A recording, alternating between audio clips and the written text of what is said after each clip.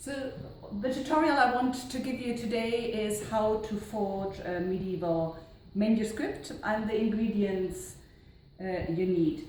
First of all, it's important to get authentic writing materials. This is carved parchment I bagged from the Conservation Department. You can see the rough edges, so I was quite keen to get something that wouldn't look too smooth, but as if it had had a long prehistory.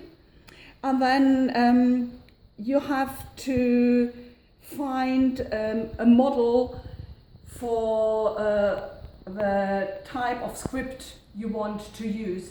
So I was looking through facsimiles of that period. I wanted the poem which pretends to be an early work by Gottfried of Strasbourg, a minne song while he wasn't fully fledged as a poet. So I looked around and I wanted it to include music. So there isn't a lot in German music manuscripts. So I took as model the Münster fragment of Walter von der Vogelweide, Palästina-Lied. So you can see how I copied the letter forms from that to have it more or less consistent.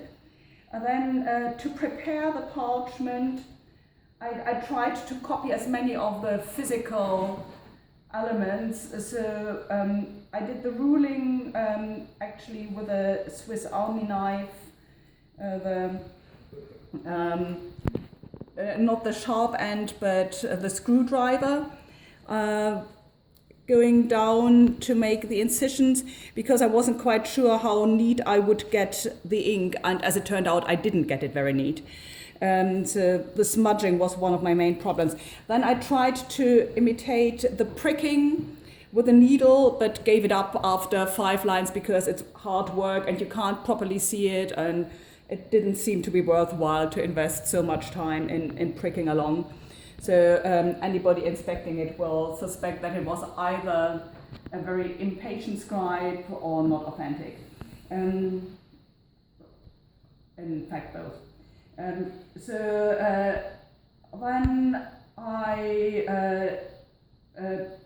experimented a little bit with an original quill, so I had a quill cut, but it was much too messy to proceed. So instead, I got a modern Herlitz pen, which had a much neater quill and nib than anything I could get.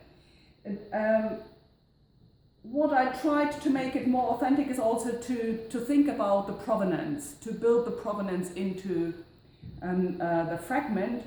So I thought, how could this actually have ended up in Oxford so that I could find it? And the idea I came up with was that it could have traveled, because it would have needed to be written in Strasbourg, obviously. And the material that came to the Tellurian from Germany was mainly the Reformation pamphlets in the 19th century. So what I decided was I wanted to make it look as if it had been originally a paste down in one of the Reformation pamphlets that Max Müller bought in the 1880s. And that also gave me the idea for shelf marks to put on. So I imitated the fact that old material normally had several shelf marks because it would have changed position in the library. So I wrote the first shelf mark and then took it to the library and had one of the colleagues there, Helen Buchanan, cross it out, and so to have a different hand writing the next shelf mark and also have the stamp of the Tellurian to authenticate it. And actually it's the stamp that does the trick in many cases, because people believe in what stamped is must be kind of authentic.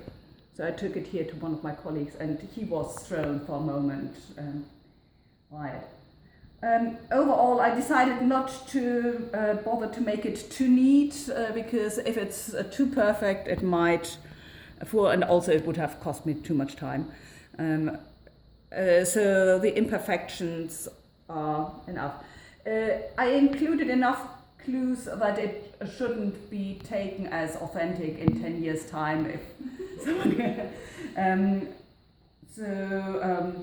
I included the name of my Dr. Vater, for whose 75th birthday, which is today.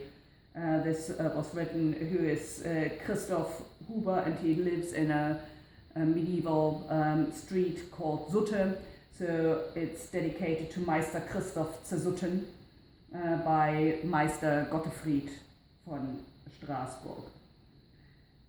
Yeah, so hopefully it won't enter scholarship as something authentic, but also it will be authentic enough to be a proper birthday present.